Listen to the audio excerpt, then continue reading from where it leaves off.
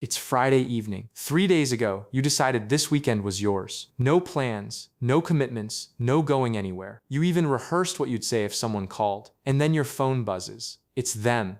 The one who always has a plan, always has a reason, always makes it sound like the most reasonable thing in the world. 20 minutes later, you're putting on your shoes. Again, the version of you from 3 days ago is watching this happen with a very specific expression. Tired, unsurprised, deeply tired. Most people know that feeling. The slow negotiation where your no becomes a maybe, your maybe becomes okay, fine, just one drink, and your just one drink becomes standing outside a bar at midnight wondering how you got here. But then there are other people. People who pick up that same call, have that same conversation, and somehow the shoes stay off. Not because they don't like the person calling, not because they're being difficult. The door just closes, and everyone on the other end somehow knows it. These are people who say no and actually mean it. And if you're one of them, you've probably noticed something. People don't push back as much as you'd expect. There's no big confrontation, no hurt feelings, no dramatic falling out. Something in the delivery lands differently, like a period at the end of a sentence instead of a question mark. The conversation is over before it becomes a negotiation. That's not coldness, that's clarity. And clarity, it turns out, is something most people spend years learning to find. Here's what most people get wrong about saying no. They think it's about confidence, that some people are just bolder, less worried about what others think, built differently somehow. But that framing misses what's actually going on.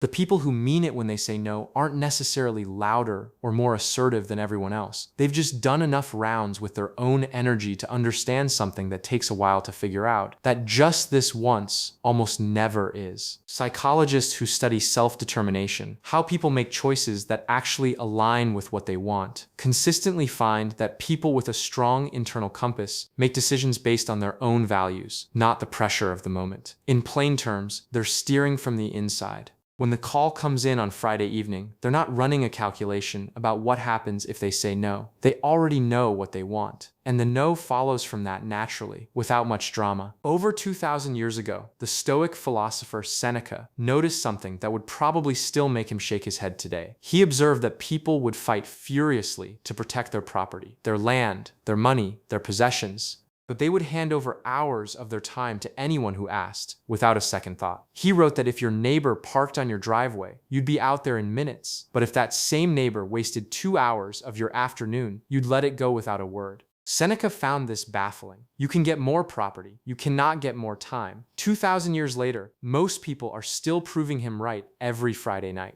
People who mean it when they say no have usually figured out this math on their own, not from reading philosophy, but from living enough Fridays the wrong way. There was a period for most of them where they said yes when they meant no. Where they showed up, stayed too long, drove home tired, and woke up Saturday morning, vaguely frustrated, without being able to say exactly why. The lesson didn't come from a book, it came from accumulation. Enough nights like that, and something shifts. The cost of saying yes when you mean no becomes more visible than the discomfort of just saying no. Think about the people in your life who have always been like this. Maybe it was a parent, maybe a friend you genuinely respected. Maybe that one colleague who could leave the office party at 8:30, coat already on, without a single apology, and somehow made everyone else wish they could do the same. Remember how they did it? No elaborate story, no visible guilt. Just, I'm going to head out. And then they were gone. No one chased them to the elevator. No one held it against them. Because when someone genuinely means it, there's nothing to push against. Here's something worth understanding about where that ability usually comes from. It rarely arrives fully formed. For most people who have it now, there was a long stretch where they didn't.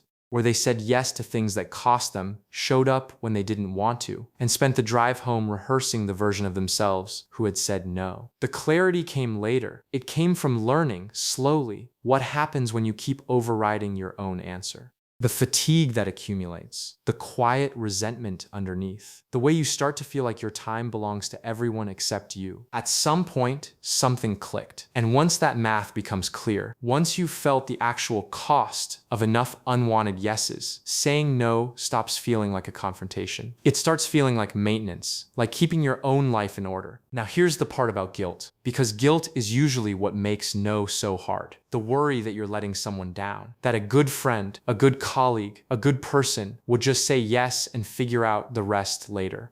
People who mean it when they say no have made a quiet peace with this, not because they don't care about others, but because they've understood something that takes time to land. Saying yes when you mean no doesn't make you more generous, it makes you more resentful. And resentment is a terrible foundation for any relationship, including the ones you were trying to protect by saying yes in the first place. You've probably seen this play out. The person who never says no, always available, always willing, and somehow always a little bitter about it. There's something else that happens when you mean it when you say no. Your yes starts to mean something completely different. Think about it. If you're someone who can be talked into anything, your yes doesn't carry much weight. It just means the other person pushed long enough. But if you're someone whose no is real, your yes is a different thing entirely. People in your life know that if you showed up, you actually wanted to be there. That's not a small thing. That's the kind of trust that takes years to build. And everyone in your circle feels it, even if they couldn't quite explain what it is. Here's something the Stoics would appreciate. Your time is the one thing you genuinely cannot recover. You can earn back money. You can repair a relationship. You can rebuild something that fell apart. But the Friday night you spent somewhere you didn't want to be, that one's gone.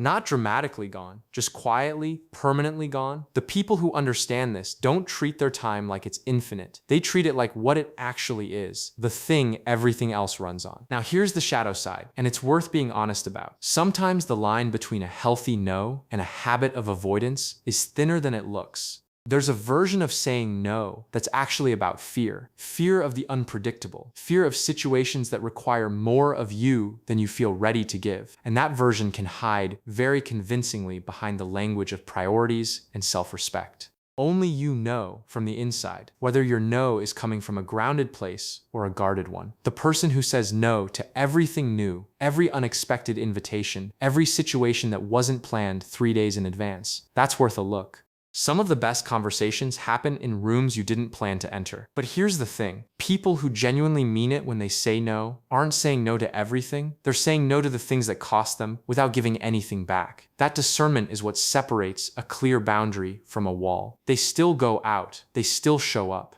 They still say yes. And when they do, they're actually there. Present, not counting the minutes until they can leave, not mentally replaying the version of themselves who should have stayed home. In a world that often reads constant availability as virtue, where being always reachable, always willing, always ready to drop everything is confused with being a good person, there is something quietly powerful about someone who knows the difference between being generous and being depleted, who shows up fully when they show up, who means yes when they say yes, because they meant no when they said no. That's not selfishness. That's a form of respect for the people in their life and for themselves. And honestly, the shoes staying off on a Friday evening isn't the ending of anything. It's just a person who knows what they need and had the clarity to say so. Are you someone who can say no and mean it? Or do you find yourself putting on your shoes 20 minutes into a conversation you plan to decline? And do you think it's something you were always able to do, or something you had to learn one Friday night at a time? Let me know.